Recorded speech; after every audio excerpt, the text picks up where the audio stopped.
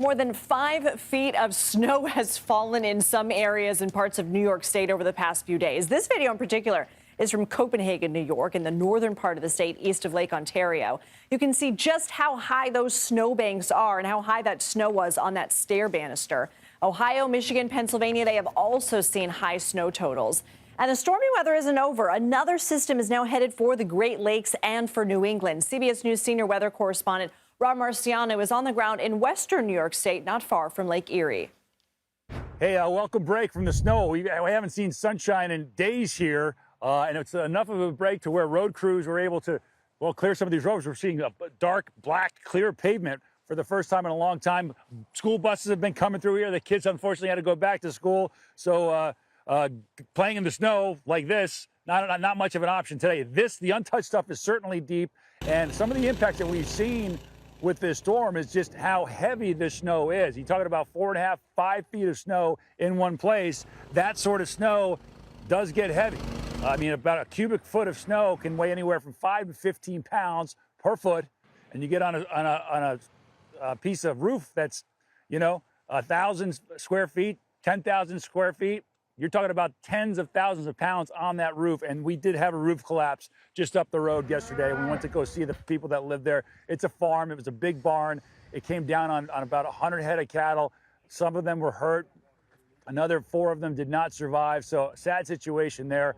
But friends, family, neighbors, the fire department was there to help these people through it. And I talked to the owner of the farm, and they're just trying to figure out what to do with the rest of that cattle. Their 41-year-old daughter was up from D.C. for the holiday. She stuck around to help out. She's up on a ladder on a tall roof, scraping snow off the second barn, hoping that doesn't collapse, because this stuff gets heavy and that becomes a problem here.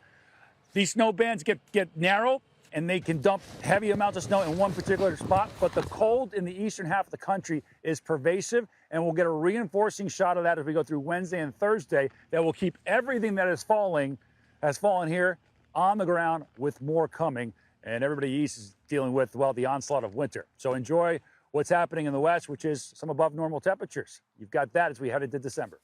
Back to you.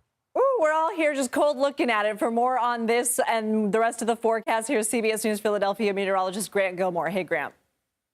Well, the lake effect snow is finally beginning to relax across the Great Lakes. There's still some lake effect snow showers. In fact, the eastern half of the United States. While we have moderated a little bit, it's still unseasonably cool. Even Atlanta looking at high temperatures today around 44 degrees. Those mild and mainly dry conditions persist across the west. High temperatures in Phoenix today around 82 degrees. The next weather maker already beginning to move in from the north. This will reignite the Arctic air and that lake effect snow across the Great Lakes. It's even bringing some snow to places outside of the immediate lake areas. We could see some snow totals, in fact, reaching up to a half foot in some locations. But behind this system, it will turn bitterly cold as the winds from the north and west really pick up. Those snowfall totals still along the lakes could surpass a foot in some places. Traverse City could see close to 8 inches of snow. Meanwhile, some places across the Appalachians could see upwards of 6 to 8 inches of snow as well. But look at this bitterly cold Arctic air mass diving in from the north.